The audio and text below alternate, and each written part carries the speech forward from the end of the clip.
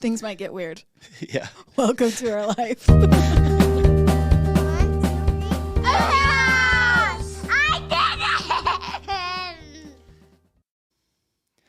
Hello and welcome back to another episode of the KaiCast. Boop, boop. That's still the name for now until we change it. I'm not sure he's convinced. Yeah, I just I like it, with but- as much as we've talked about it for the last month, I'm like, boy. We just had so many that we just needed to come up with one, and I feel like this is the best so far. Yeah, you win. I Until always you change do. your mind tomorrow. That's why I come up here. Okay. Yeah. Name it. I don't know. Best Will Ferrell. Go. Oh. This is episode 3, and I'll talk about kind of my upbringing and everything, but I just wanted to tell you guys, it is Sunday afternoon. We're actually trying to knock out a few of these right now, because our life ebbs and flows, and we get busy, and then things slow down a little bit, and we're grateful, and then it gets busy again. But this week has been crazy. Yeah. Like really crazy. We should probably be home chilling out, which we need to go do soon. Yeah, but you don't slow down, so I just try and keep up with you. Yeah, I think it's you that doesn't slow down. But man, we had Tav's birthday on Monday, but we celebrated it with the family last Sunday. But we also, before that, had show choir concerts all weekend, plus soccer. Yeah. And we'll stop there. It has been going every backward. day, 7 days a week, we have had something going on. Well, and then on Wednesday, Gwen decided, Our youngest. she got sick Yep. all over her bed. 3 o'clock in the morning. Puked everywhere. Everywhere. And I woke up as you were finishing cleaning her up. Jess got up with her. You don't do, Washed all of her stuff. I learned it's not worth it trying to have you help me with puke. Yeah, it's not my jam, really. I will end up cleaning double the puke. It's gross for me. It's been a thing. Nobody likes cleaning up puke, and I have done it. No. But it's not good, yeah. And you've always been really good about it. Thank you. You're very good about just getting up with the kids, taking care of stuff for the most part. I try to get up and help, but I'm pretty worthless. Yeah, but you also, I fall back to sleep a lot easier than you do from the get-go. So yeah, if I'm up helping kids at 3 a.m, I'm probably up for the day. Yeah, I can go back to sleep. So to me, I'm like, it's not worth it to make him do it, because then it ruins the whole day. And I try to be kind of an early bird anyway, and then get to bed at a decent hour. This week has not been the case this week. Yeah, and so literally, I was just thinking back, she has thrown up in her bed, because she'll do good during the day for the most part. Lately, yeah. But and then she throws up again at night. So I have washed, of the last 4 nights, yeah, I have had to wash all of her bedding, shower her in the middle of the night, 3 of the 4 nights. Yeah, last night I woke up again to it too. And you were, putting her back in our room with her bucket and her little princess bed and because if she's back in her bed, if she's throwing up again, everywhere. she's using to puke everywhere. So just put her by me where I can manage it well. Don't eat popcorn out of the popcorn bucket in our house, because that's the puke off bucket. Limit. Yep, off limits. Don't touch it. She is really good, even though she'll be 3 next month, now next month in June. Yeah. But she's really good about actually puking in the bucket. Yeah, she was if I have it there by her, but I'm I thought about putting it in her bed with her. Yeah. But that seems, who knows? Yeah. That seems not smaller space. great, I don't know. Yeah. So she spent the night on our floor last night, and then I don't know if it was that freaking trampoline park you took him to when Tav skipped school friggin' or what. Cesspool of disgusting. Yeah. Right there. And we went from the trampoline park, because this is Tav's birthday. He wanted to go trampoline park, go to McDonald's, and they had the play place open. And so I sanitized their hands after the tramp park, but then they went to play in the play place, and we should have washed their hands before they ate. Oh, yeah. But then we went and played with dogs. So it was just a whole day of germs. Yeah. And I'm a germ freak, kind of. Yes. And so anytime I get the kids need to be kids and go play, and we let them do it, but I cringe Like, I cringed the entire time. Yep. We ate in the place area, and I don't even like eating in there. I don't like the smell of it. I freaking hate that people are running around barefoot in a public place. I think it's disgusting. If you're one of these people that goes to the gym and doesn't wear shoes to the gym, it's disgusting. That's a see thing? people walk around barefoot at the gym, and I'm like, gross. That is freaking gross. I know I people could see at if you're work that doing will like walk a into the bathroom like in their socks, and I'm like, bro, that is freaking disgusting. In the bathroom? Yeah.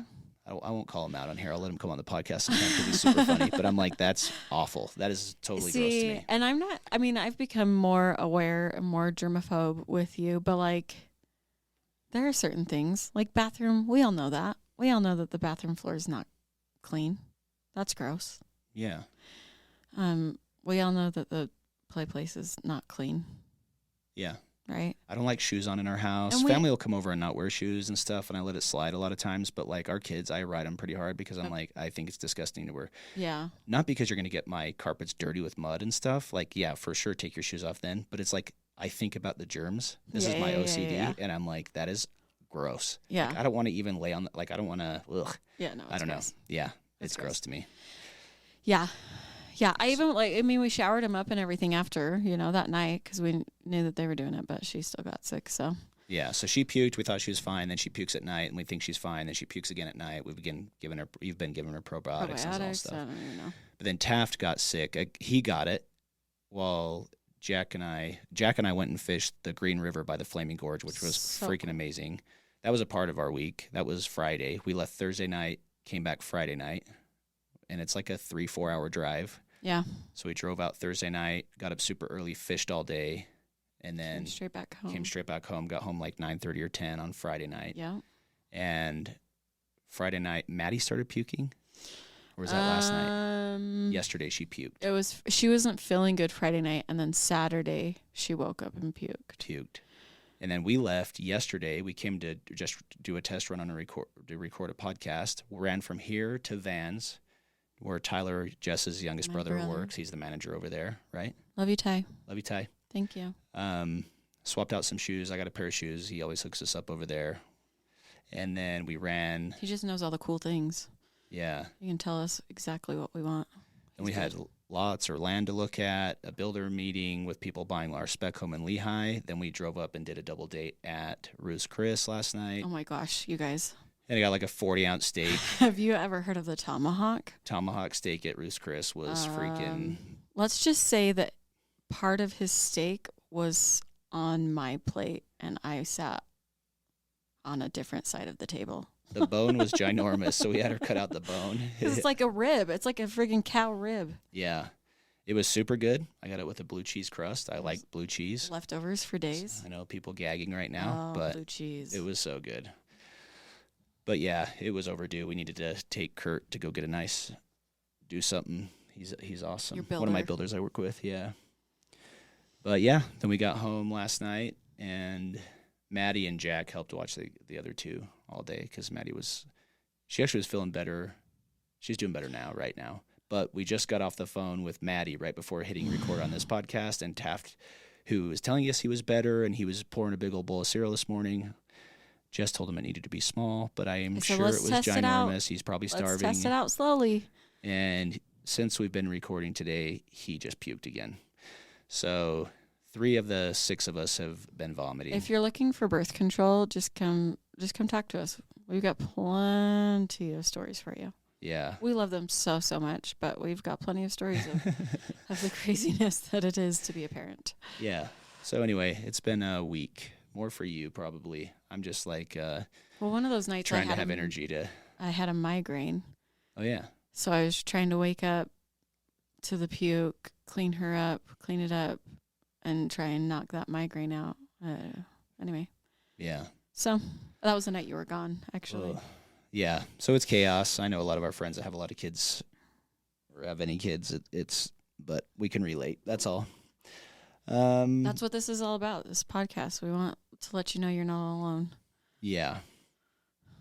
So Jess just shared about her growing up and her life and last one, yep, in that last episode. Yep. Talked a little bit about how we dated again kind of in high school. I went on a mission, you went to college, UV mentor program. Then we ended up in the same spot. So had we even broken up while I was on my mission, I guess. if you call it that. If I got Dear John'd, right, we call it.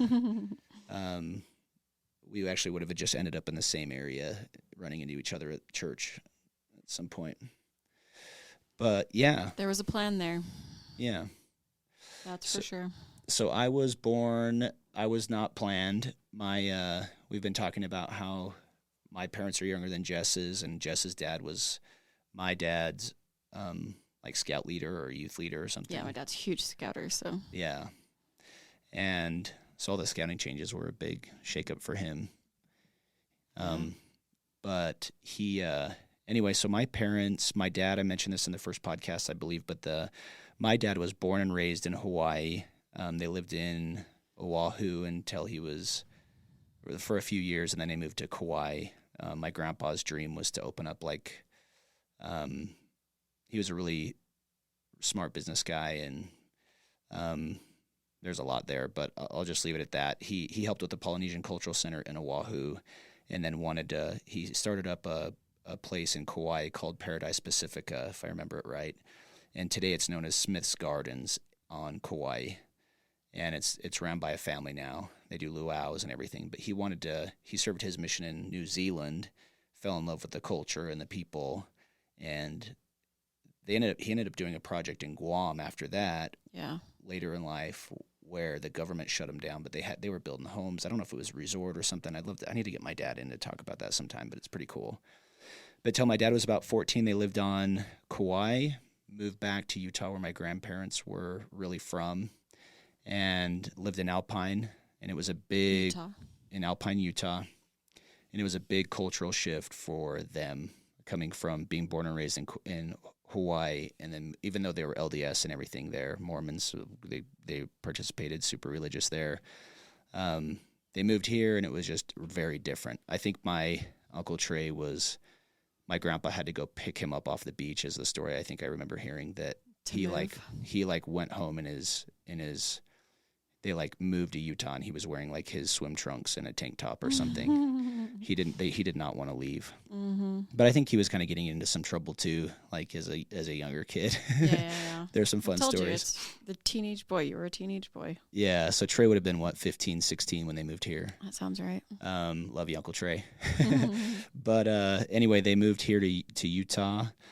My dad was the second oldest in the family, not much younger than Trey. And then my grandparents, they had 8 kids too, I think, right? Mm-hmm. If we added them all up, but I think they had the same number of boys and girls too that I have in my family, actually. Yeah, 6 boys, 2 girls, yep. Right?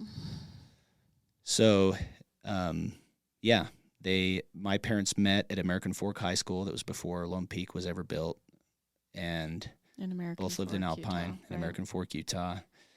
And they ended up having me while I was an oops baby, mm-hmm. And my mom spent her senior year, bless her heart. P.S. Best oops ever. Yeah, holla. She spent her senior year, unfortunately, pregnant with me, unfortunately for her. But, and it was it was a big shock. I think it was a big deal in Alpine at the time. And so my mom was 17, 18 when she had me, almost 18 when she had me. My dad was 18, 19. And my dad was I think that when you live in small Mormonville, Utah town, everybody knows your business, everything. And so my parents are really amazing people. I love them. And my grandparents are amazing people, mm-hmm. on both sides. But I know it was extremely challenging for them, and having a kid that young, and for every reason you can just about think of, right? Yeah, well, and at the time, right, when they were that age, what do you do? Yeah.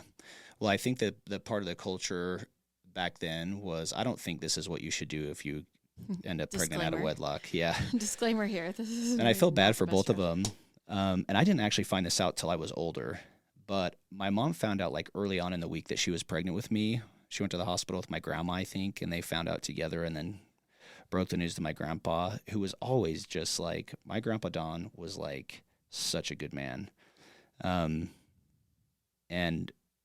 I have a lot of respect he's passed and my grandma's still alive, but wow, just how they handled stuff. And he was always soft-spoken, just just a very good man, just a good guy. Yeah. I've never heard anybody speak ill of him ever. Yeah.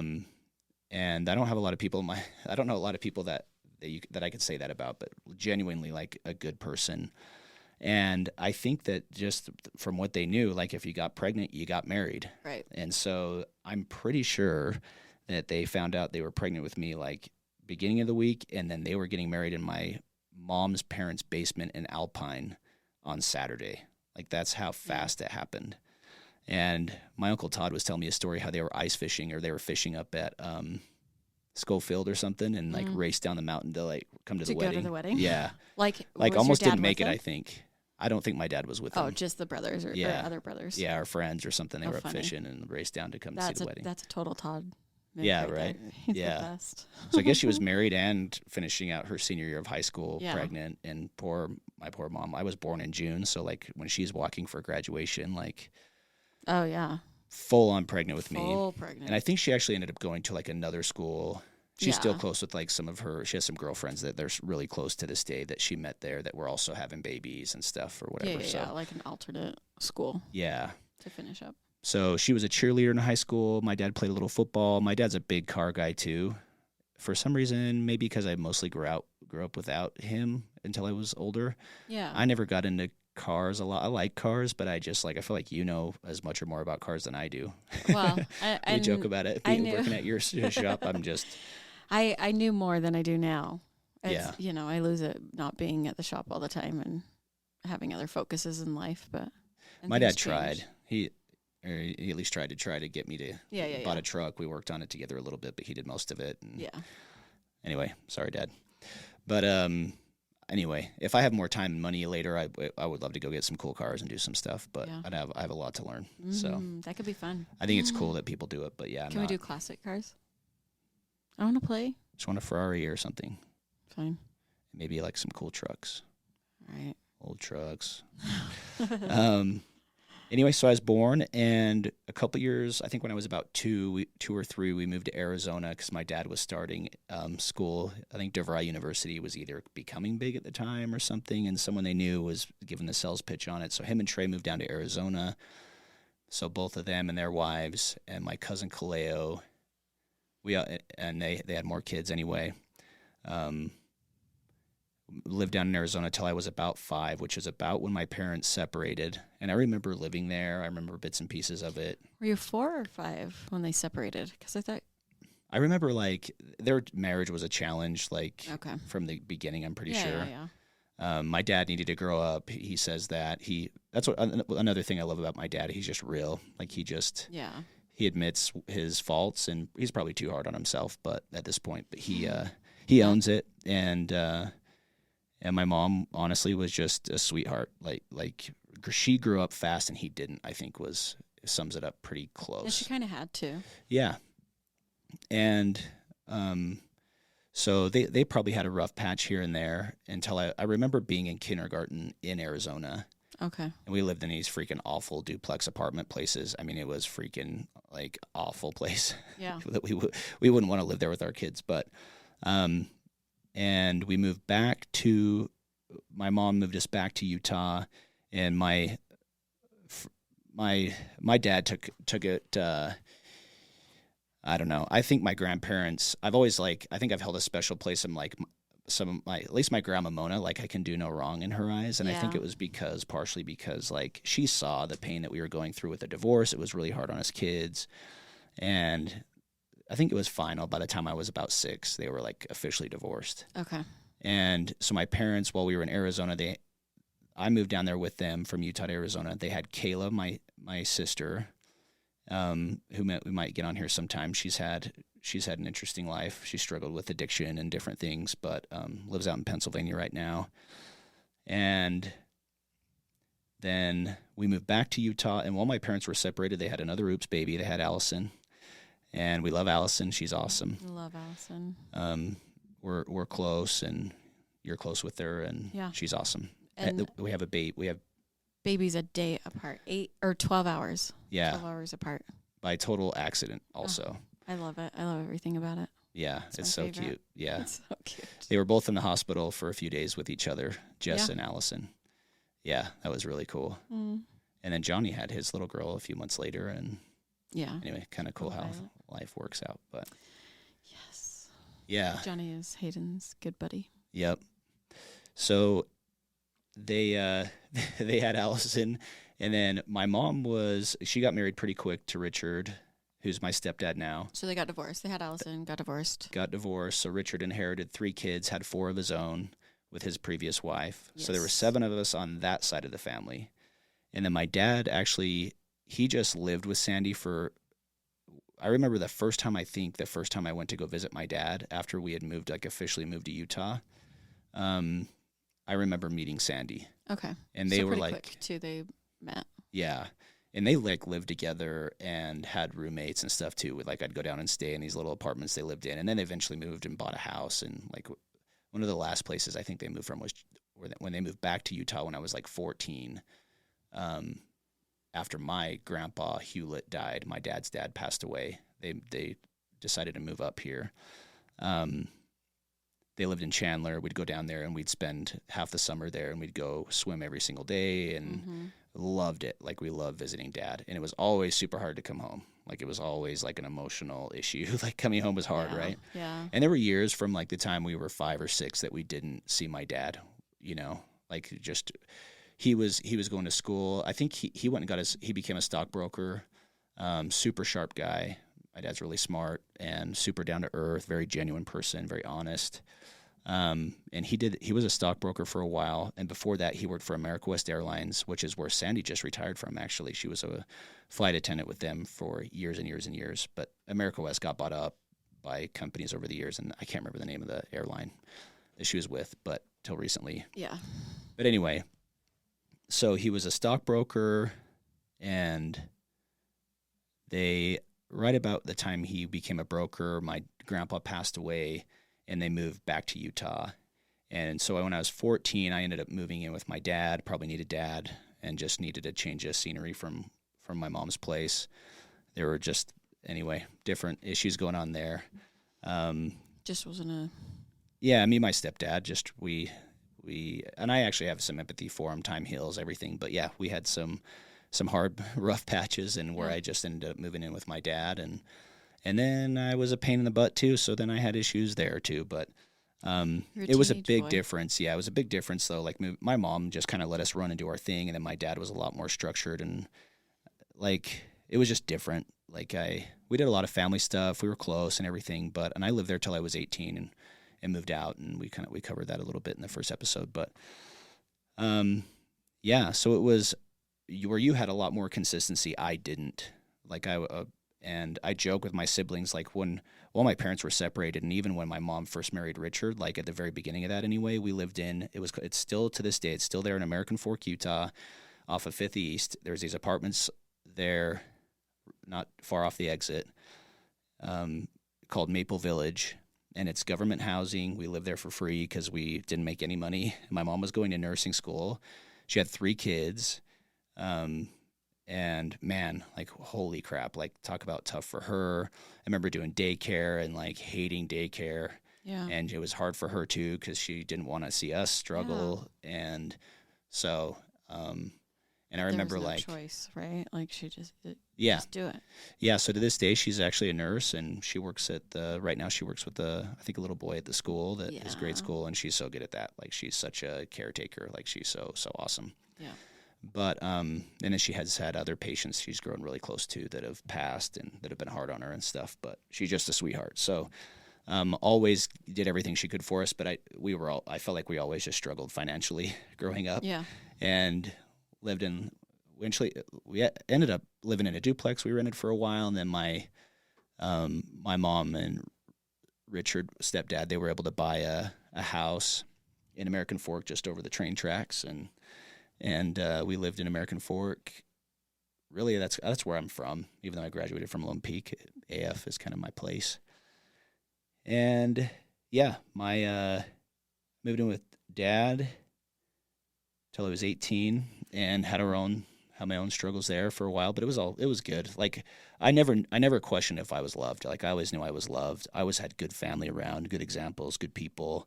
But I remember when I met you, like, because we were poor at one time and I had lived in the ghetto or whatever, like I did have I'm a little white trash.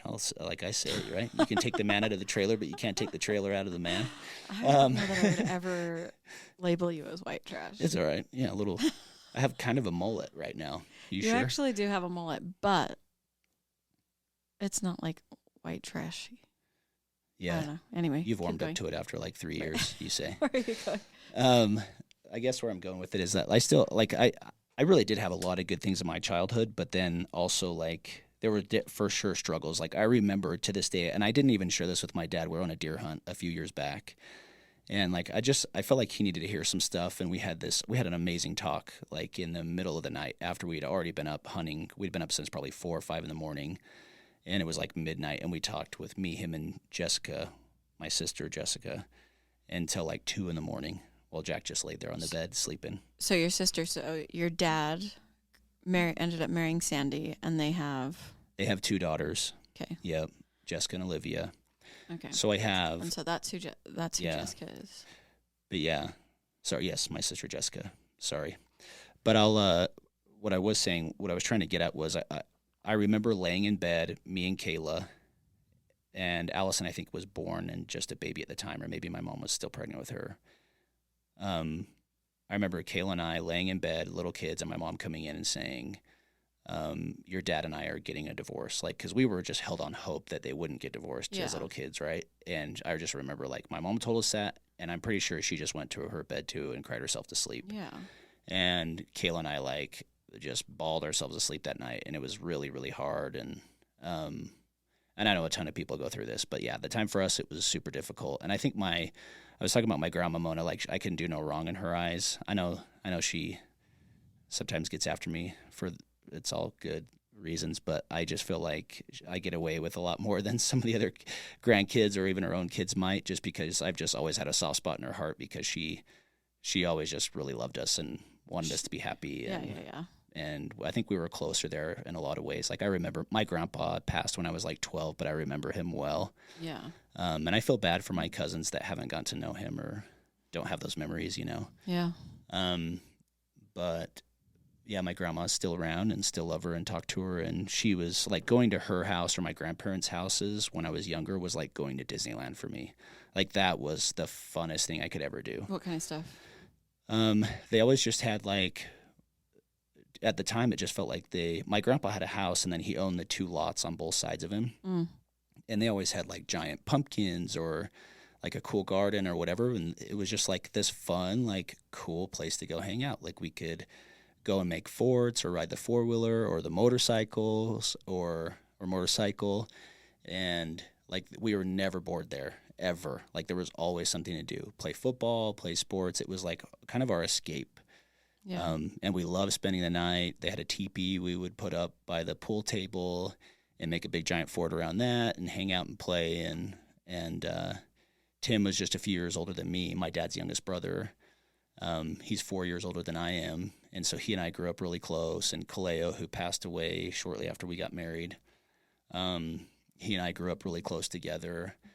And yeah, it was just like, it was awesome. Like that was kind of our home away from home, I guess. Safe space. Yeah. And yeah, so it came with its own struggles, but like we all. What did Grandma Mona make you every morning for breakfast? Yeah, she made what she called mush. So good. It was cream of wheat, but the way she made it, it pretty was much so good. Sugar and half and half. Sugar half and half. A little bit of cream of wheat. And a pinch of salt. I think the salt's the trick in it. So good. Jessica learned how to do it, which I was like, I could never make it, but she figured it out, and so my kids love it now too. Yeah. And waffles, and I tell the story all the time where my grandpa, I really wanted mush, and I think he was trying to make it easier on her and just make waffles or something because he couldn't make her mush. Yeah. And I said, no, I want mush. But, and he let me have mush, and she made it for me. But yeah, they were my aunts and uncles there. Like we're still pretty close to all of them, especially the ones that live around here and even the ones that aren't. But we have kids their kids' age. Yeah. Some of them. Yeah. So it was cool. It was cool being born, I guess. Like my parents are super young still. Like you mentioned that my mom I have a younger sister that's younger than our oldest child. Yeah. Than Maddie. I remember after we had Maddie, my mom called me one night and she's like, so your mom's pregnant. And I said, oh, that's it. I kind of thought, oh, wow, was that planned or was it not planned? Well, and then you're like, that's so exciting. Yeah, and I just thought, of course you are. Like, this is, your oldest kid's about ready to graduate high school, or he's getting older now, and, like, I think you're was still 11 young. Or 12. Yeah. And I'm like, you're not ready to be done. Like, you're such a good mom. Like, this is perfect for you. Like, you're not ready to be an empty nester at, like, at the time, what was she, like 42 or something? I don't know, 41? Yeah, I think, she was Sorry, Mom, early 40s, and then I think she may have had her when she was 42. Yeah. We can have her on. Right. You can ask don't worry, Mom, I'll correct any of this. We need to. But I was like, that's awesome. Like, that's so exciting. She got emotional. I think she was embarrassed or whatever. But I'm like, it can't be worse than having me in high school, whatever. Like, who freaking cares? Like, this is awesome, Mom. That's great. I'm so excited for you. And it was an oops baby. But I learned that they had actually tried to have a kid while I was on my mission, because they were just kind of getting that point of life. Like, are we really done? And they wanted one more, and it didn't work out. And then without getting too personal, like, it happened. And they when they didn't expect it. Yeah, when I think they least expected it. And they just, so I have what is she, 12 now? Reese? She just turned 12. No, 13. Yeah. She's a year younger than Maddie, right? Yeah, I think she just turned 13. I think you're right. Yeah. She's like a year and some. So I'm 30. Yeah, you can do the math. I'm 30, almost 37. But she just turned 13. It's so fun, though. It's so fun because then the kids have a friend to play with. It's, She's like another cousin or something. Yeah, because the only other cousin that they have on your side is Emmy, and she's Gwen's age. So it's fun for them. Yep. So both of our parents, or at least on your mom's side, I should say. Yeah, we live in Salem. Both of Jess's parents we're all like Utah County people, but we're just on the little further away. Just a little on the south end of the county. Within like 30, 40 minutes of each other. Yeah. So we still get together quite a bit. Everybody, like, especially at this time, like, I had a really good conversation with my mom this week, but everything's pretty, like, kosher. Everybody gets along. I think time heals things. And my mom has, like, one of the things I talked to my mom about the other day was, like, as a kid, and you know this if you grew up with, like, divorced parents, or if you are the parent of kids and you've been through a divorce, like, take this advice. Your kids there's a good chance your kids love you. And in my case, like, I love my mom and I love my dad. And so if either of them talk crap on the other one, like, my mom was really good about not doing that. Yeah. And my dad was, for the most part, good about it too. But I remember him making comments and Sandy, like, stopping him. And I was grateful for it. I'm like, that's still my mom, Yeah. But she had dealt with some of that as a kid, and her family being divorced, and it never helps, like, to talk crap on the other one. Yeah. Ever. And your kids grow up one day and eventually, like, they know who you are. Yeah. And if you're a tool, they're going to know you're a tool. Right. And they get to know your heart, I guess. They don't need to be told. Yeah. Mm-hmm. And it doesn't do you any good. And my mom was always good about that. Like, I have buddies that have gone through divorces and everything, and the spouse, or they just make it harder on each other, but it only makes it harder for you and the kids. Like, it doesn't do any freaking good at all. Yeah. And I remember her taking us to the airport because my dad and Sandy at the time, they both worked for the airlines when we were younger. So we always got, like, free flights. That was kind of a nice thing, a buddy pass. And my mom took us one day. We went to the airport, and she literally, like, we went from gate to gate to gate all day long, and we kept getting bumped. Oh, yeah. And then she took us back the next day, and I think we got on the first or second flight to get home, or to get to my dad's house. So with the buddy pass, you don't have an actual ticket. It's a standby ticket. Yeah. Yep. So you had 3 kids that were trying to get on. Spot. Yeah. And, like, those were the types of sacrifices she made to, like, make sure that we spent time with our dad. Yeah. And she knew that was important, and she never, like, I know there were frustrations and there was a lot of stuff that was hard, but, like, she never, like, at least to us, like, never held, like, any hate inside. Like, she was very mature about everything. And that was such a big deal. Like, now today, like, it's something I'm so grateful for. Yeah. Whether she knew it or not, like, she was just awesome always. Mm-hmm. And grew up, and my dad, I don't feel like, I think he definitely wanted me to go on a mission, but because he was, like, one of 6 brothers that didn't go, he knew it just needed to be my decision. I think he'd encourage me to go and stuff, but he very much let it be my own decision. Yeah. like never pressured me into it ever. Like that was my decision to go on a mission. And raised in the church, we went to church every Sunday. My dad kind of had his ins and outs with it, but for the most part, like we went to church, especially at my mom's. Like we went to church, we went to youth activities. Like she kept us like with what she felt was important. We did. She was very good about that. Yeah. And I grew up not questioning anything either. Like the church was true. It was a way of life. It was part of our identity. It was very, very involved. Like it was a huge part of our lives, I guess. So went on a mission. It was totally my decision to go, and had all the support in the world. My parents paid for it, split it up or whatever, and got home, and here we are. Tell us a little bit, like, the good, bad, and the ugly of a mission, of your mission specifically. Like, what was your favorite part, or what did you learn? Man, how did it change you? You know what I mean? Like, what can you say about it? I remember, like, immediately the day I got there, just the feeling, and like I immediately fell in love with the people. Yeah, like there was like super easy for me. Buenos Aires, right? Yep. Buenos Aires, Argentina. I served in the West Mission from 2004 to 2006. Still have really close friends from that time, and life-changing. It was a time where I got to learn. I went through what we call like a faith transition, right? The last 4 years, which is kind of where we're getting to here in the next few episodes. But like to this day, like there was I'm Christian. I pray every day. I believe in God. I think that there's a plan. Like we're here for a reason. I think there's life after death, and I have some personal experiences maybe we can talk about sometime. But I got to go down and serve them, and we taught and tried to baptize people, and got to learn a lot about the church, and just at some point realized that that I didn't learn everything, but learned all the stuff I was supposed to learn, at least enough to teach it. And it was a 2-year period of like very disciplined. Woke up the same time every day.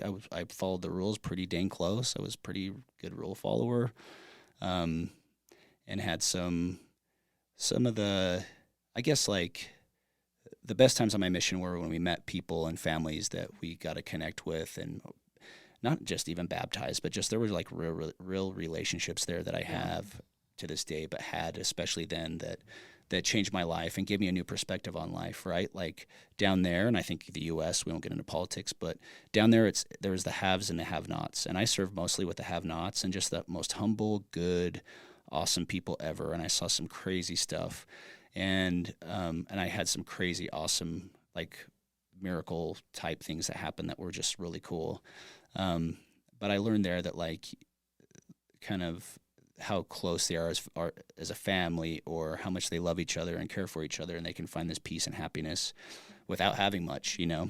Yeah. And what I was saying, I guess, is that it seems like in the U.S. we're getting more to like you have the rich and the poor, the middle class seems to kind of be moving out. But I saw that firsthand down there. There's like no middle class. It's not like third world, but it's not like first world either, you know? Yeah. It's different. And like bars on all the windows, and you never really knock on someone's door. You clap out front because they usually have a gate out front. Or the hard parts were like, I remember especially towards the end just being like, you just heard, like, it's a different place. And so you just hear, like, I felt like I was playing counselor all the time and hearing some of people's issues that they were having in their families. And they got heavy for me, like, towards the end there. Yeah. It was hard. I was tired of just stuff, so, you know? Emotionally, physically, spiritually exhausted. Yeah. Like, up to that point in my life, like I had been very physically tired, but like there was never a time, especially early on, trying to learn Spanish and teach people and communicate. And like, if you want to eat, you got to speak, you know? Yeah. And you have a trainer that helps you with a lot of stuff, but like, it's, I remember that being tough. And then when, I don't know, I don't like to bother people. And so contacting wasn't one of my favorite things, but we I guess for church standards, we had plenty of success and just had some real genuine, cool relationships with really awesome people. And anyway, good. I'll leave it at that for now, but Yeah, so went on a mission, came home, got married quick, and really the last 4 years of where things have kind of been, I guess, more interesting in our lives. Like we were pretty much just like church going, calling, holding people that just like that was our life, and then yeah, like we said in the church, they kind of have it set up where it's like these are the steps that you take in each phase of your life, right?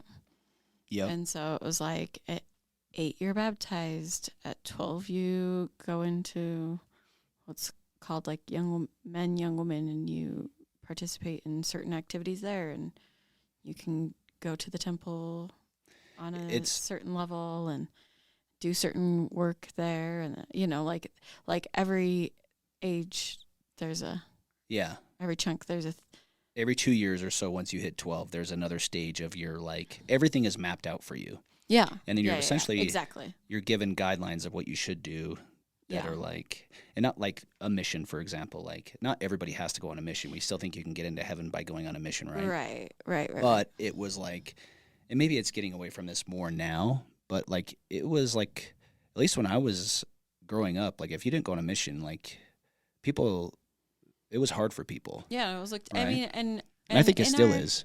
Yeah. Well, and in our, where we live specifically too. Yeah.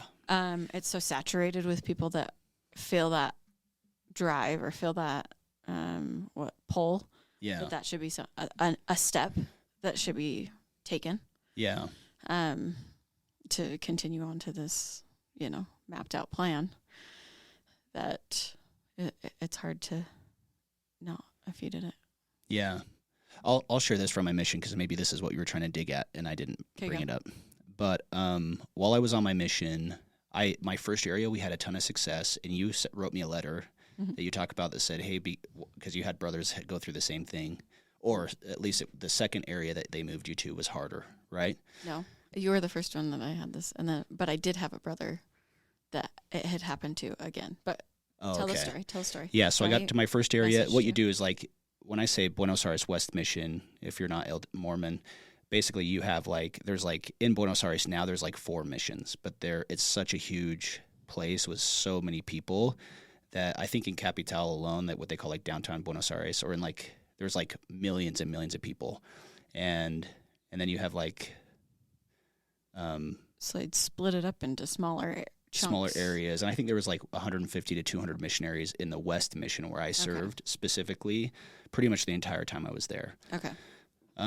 Anyway, so we just had, when I was there, it felt like a big place. But when I look at the map, like I didn't move. When I went from one area to another, it was like, I don't know, an hour to drive to the other place, like for going from Salt Lake to where we live now or something. Yeah.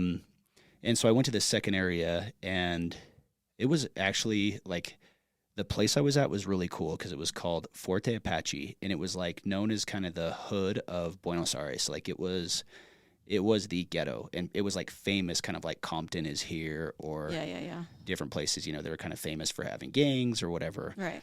And we had like a map for our area, and then we had a map for an area inside our area. And the reason why we had that is because they have these places called villas down there, or villas is what, but it's basically in Argentina, like the villa is the ghetto. Okay. And in these villas, like people live, they had these apartment buildings, and they were, I don't know how many there were. There was probably like, let's say there was like 9 or 12 apartment buildings, and they were broken up into sections of 3. And in the 3, like the section where there were like 3 buildings together, we took the stairs all the way up. I think we might have taken the elevator once, but it was like sketch. Yeah, it was super sketchy. You didn't know if you were going to make it to the top. Like, yeah, let's just walk our fat asses up the stairs, because like at least if at least we can control when we fall. Yeah. So every 3 levels, every 3 stories, they had a walkway where you could walk from one building to the other. Okay. And I wouldn't have believed this if I didn't see it for myself, but like they had so much crime in there that they had like a full-time, like they were either cops or they were like military holding like machine guns out front that like were there 100% of the time in this area in Forte Apache. You can Google Forte Apache, by the way. Oh yeah. I think it's either FORTE or FUERTE Apache, APACHE. Anyway, You'll find it.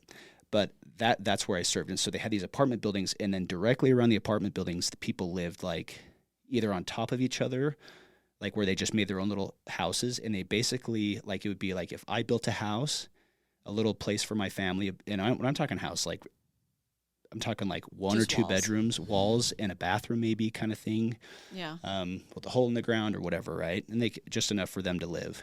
And everybody was wall to wall to wall to wall. And then in between there, why we needed the map was because it was like a whole community of, like in the US for the most part, we have like, you have a street and a sidewalk, and then you turn a corner and there's another street. Well, here it was like, they had walkways that winded all through this ghetto, like through the Vija. Yeah. And we had a map for that, like those walkways. Or where you should and shouldn't go, or what? Yeah, I mean, it was scary, for sure at times. And luckily there had been other missionaries there, but there was for sure like sketchy moments there. Yeah. And so the one thing I saw all the soldiers or cops there firsthand, but another thing I saw was like a hole where one of the buildings used to be. And we were there with like some members or something one day, and they were like, yeah, they actually blew this building up because there was so much going on in it, and they couldn't get all these drug dealers or something out of there. To come out. Yeah, that they ended up just like blowing it up, like putting it to the ground. And who knows if it had issues like structurally or whatever too, I don't know.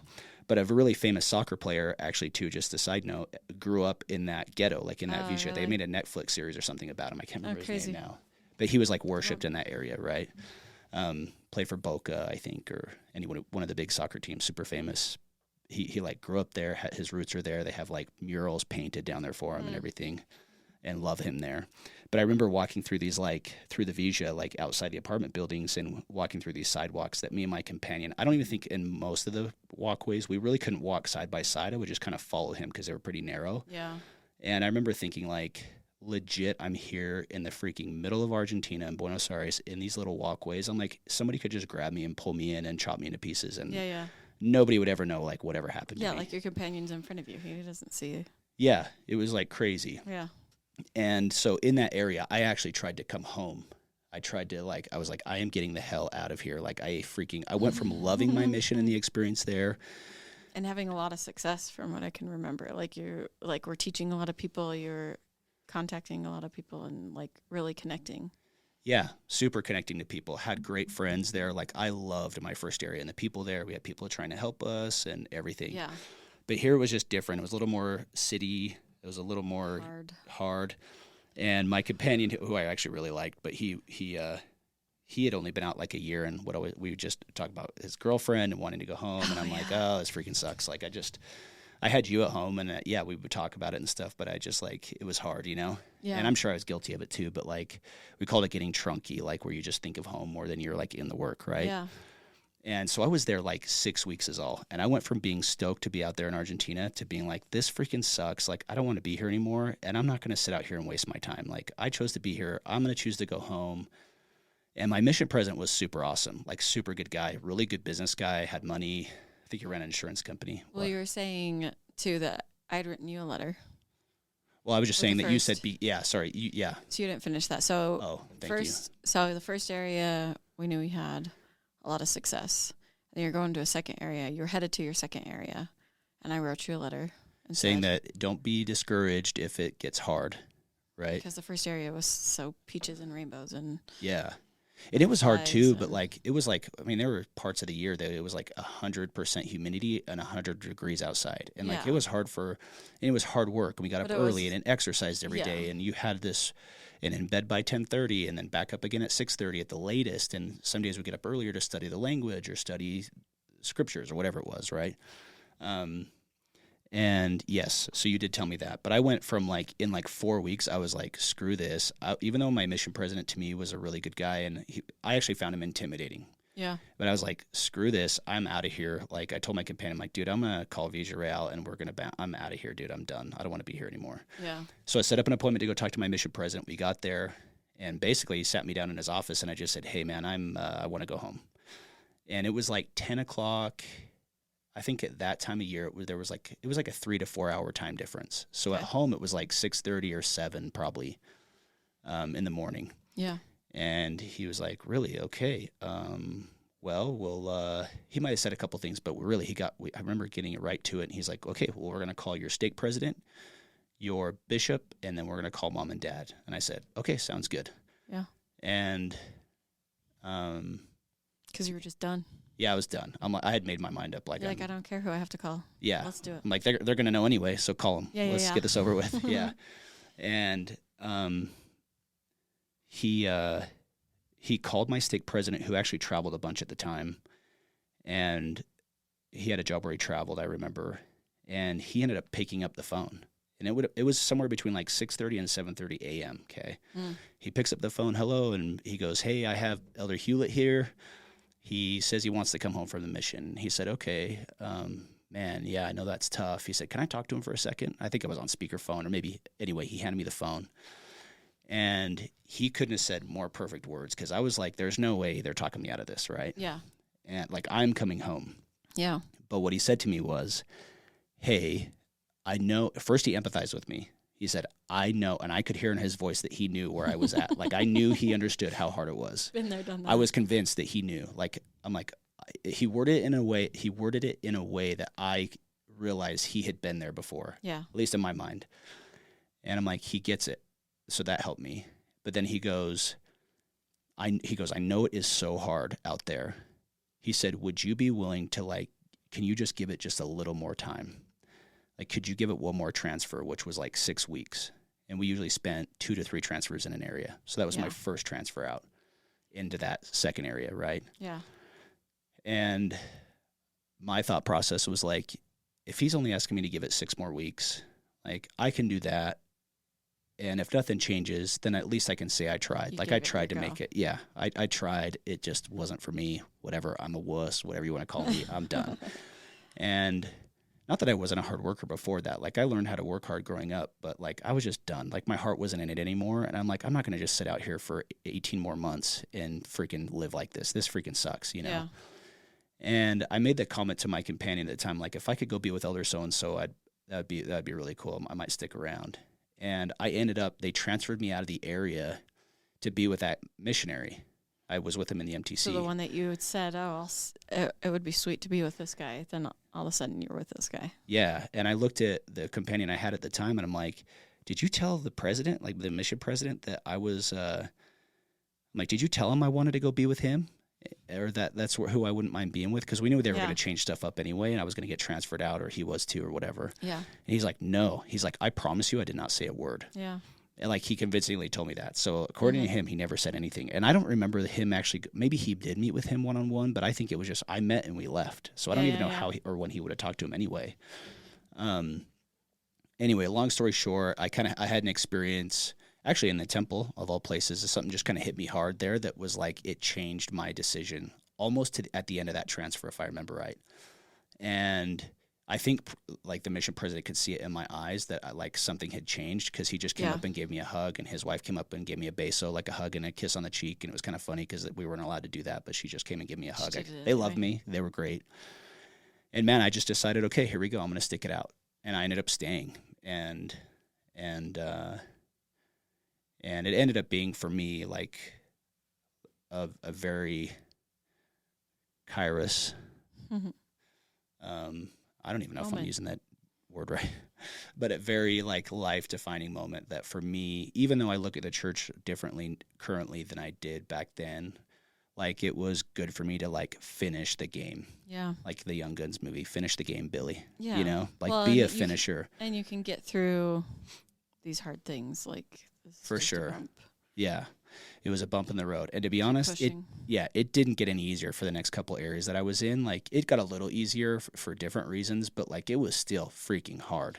But you changed your mind for like set. I changed my mindset totally. Yeah. I was at least committed to going to work. Okay. I'm going home in 3 weeks, 4 weeks. Yeah. 2 weeks. And even when I was like, just to like let people know that even though I was having a hard time, like we still went out and worked every day. There just wasn't much going on. So we just freaking had to get creative. And later on, the other mission president came in and he essentially shut down the area. He's like, it was bad. It was the missionary killer, that area. Yeah, I think it was rough for people. Like our job, like we would go to they had like 500 members on the roster of the ward. but then they would like, did you hear my stomach growl? Yeah. Did you really hear that? That was your stomach? Yeah.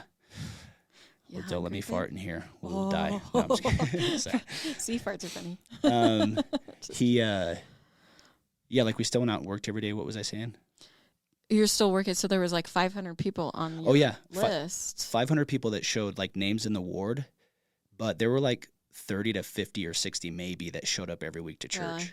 And so the bishop every week, every Sunday, he'd hand us he had like a printout of members of the ward and where they used to live. The other, 450 inactive. Yeah, we would go to their home addresses and see if we could track them down. And like I remember, like 90% of the time we could never even find them. They weren't even there. So we would just take it back and say, hey, they don't live there anymore. We couldn't track them down. Sorry, give us another list. And like 5 or 10 people every week. That's what we did, is help him clean up his list. Yeah. And to help you understand like how scary that area was. Like we asked the bishop to go do visits with us because we needed someone to go visit some people with us. Plus he was the bishop of the ward. Like, hey, help us get to know your people. Yeah. We went to his house to go pick him up, and he chickened out. He would not go with us. He's like, and I remember him going, well, I'll take out my wallet. We're not going to drive my car. And then he just is like, let's not do it. And maybe he went with us one time for on the out. Maybe we went and visited some other places, but he did not want to go into like Forte Apache where like these people lived. Like he's a full grown man, and you guys are these two young bucks. Yeah. Just being thrown into these. Yeah, and in his defense, like Mormon missionaries, most people I think had at least seen us around there, so it wasn't, and he didn't look like us, but maybe being with us, maybe it puts him in danger. Yeah, maybe, like, and honestly, like after knowing that area, I don't really blame him. Like it was bad, you know. So that's funny. Anyway, that was really cool for me, just from a self-growing perspective, to like see. Like, hey, like I can do hard things. Like it may suck for a while, but after that was when I had like the very best part of my mission. Yeah. And met some amazing people and really felt like I made a difference. Well, and sometimes that's where you have to get to those moments, right? Like you have to go through the crap to get to all that goodness. Yep. So awesome. Yeah. Even in all our conversations at home, Jack asked me, he's like, do you regret going on a mission? I said, not at all. Yeah. I think we all need to do hard things, Yeah. There's hard in good ways. Yeah. And we joked about this yesterday in the first podcast, but I'm good at learning things the hard way. Yes. And I wonder if sometimes subconsciously, not all the time, just because I'm an idiot too, but like, I wonder if sometimes I choose the harder path to see I don't know if there's something there where I'm just like, what can I learn from this, But, and I'm pretty stubborn too. Like the fact that I stayed out there, I was set on coming home, but yeah, that changed and ended up being cool. But I got a lot of other stories too. Like I remember in my last area, like smelling something really disgusting. There was always trash or fires burning trash in the street, and especially in these different villas in different areas, different ghettos. Yuck. And we smelled something really disgusting one day.